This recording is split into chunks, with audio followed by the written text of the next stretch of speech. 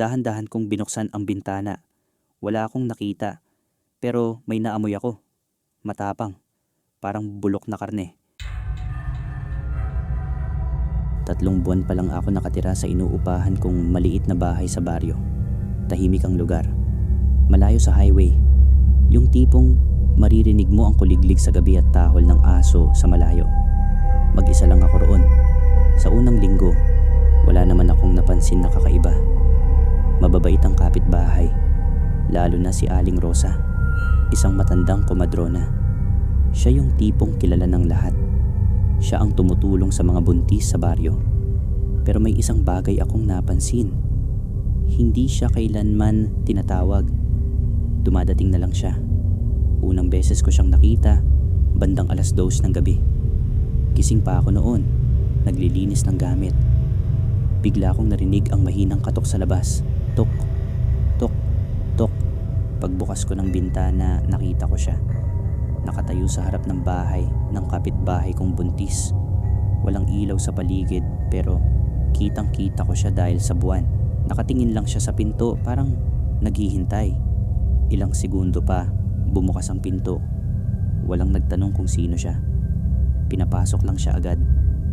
Kinabukasan, nalaman ko nanganak daw yung kapitbahay ko kagabi. Tinulungan ni Aling Rosa, sabi nila. Hindi ko na pinansin, pero naulit at naulit pa.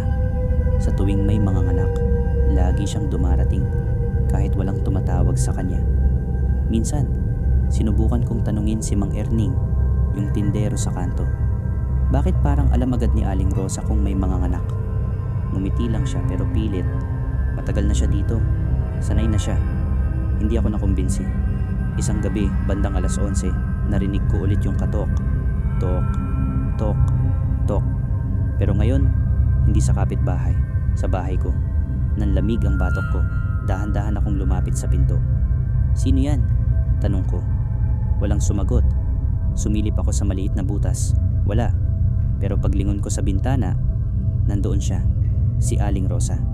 Nakatayo sa gilid ng bahay ko, halos dikit sa pader. Nakatingin siya diretso sa bintana ko. Hindi siya kumikilos. Hindi rin siya kumukurap. Parang naghihintay. Hindi ko binuksan ang pinto. Pinatay ko ang ilaw at umupo lang ako sa sulok, tahimik. Ilang minuto ang lumipas bago siya nawala. Kinabukasan, tinanong ko ulit si Mang Erning. Dumating si Aling Rosa kagabi sa bahay ko. Biglang nawala ang ngiti niya. Binuksan mo ba? Hindi. Tumango siya, mabagal. Magpasalamat ka. Bakit? Hindi siya agad sumagot. Tumingin muna siya sa paligid, parang may nakikinig. Hindi lahat ng tinutulungan niya nabubuhay. Nanlaki ang mata ko. Ano ibig mong sabihin? Mas bumaba ang boses niya. May mga bata na hindi na umaabot ng umaga. Hindi na ako nakapagsalita. Simula noon, hindi na ako mapakali. Mas lalo na nung napansin ko yung isa pang bagay.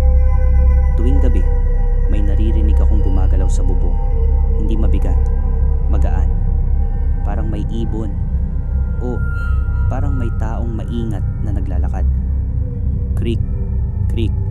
Sinubukan kong silipin isang gabi. Dahan-dahan kong binuksan ang bintana. Wala akong nakita, pero may naamoy ako. Matapang, parang bulok na karne. Bigla akong napaurong. At sa mismong sandaling iyon, may narinig akong boses sa itaas. Mahina, paos. Bukas na tumakbo ako palayo sa bintana. Hindi ako natulog ng gabing yun. Kinabukasan, nalaman ko na buntis pala ang katabing bahay ko sa likod. At nung gabi ring iyon, dumating si Aling Rosa. Hindi ko siya nakita, pero narinig ko yung katok, yung pagbukas ng pinto, at yung iyak ng sanggol. Pero may kakaiba. Hindi ito tumagal. Ilang minuto lang. Tumigil. Bigla. Parang may pumutol. Kinabukasan, tahimik ang buong baryo. Walang umiiyak. Walang nagsasalita. Parang may nangyari na ayaw nilang banggitin. Nang dumaan ako sa bahay ng kapitbahay ko, sarado ang bintana. Pero may nakita ako sa siwang. Si Aling Rosa. Nakatayo sa loob. Hindi siya gumagalaw. Pero may hawak siya. Isang maliit na bagay na nakabalot sa tela. At dahan-dahan niyang inilapit iyon sa bibig niya. Hindi ko na hinintay pa. Umalis ako agad.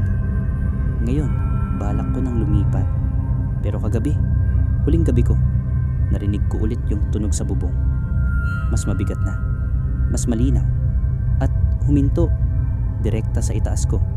Hindi ako gumalaw, hindi ako huminga, at saka may dahan-dahang gumagalaw sa kisame. Papalapit ng papalapit, at isang pamilyar na boses ang bumulong. Ikaw na ang sunod.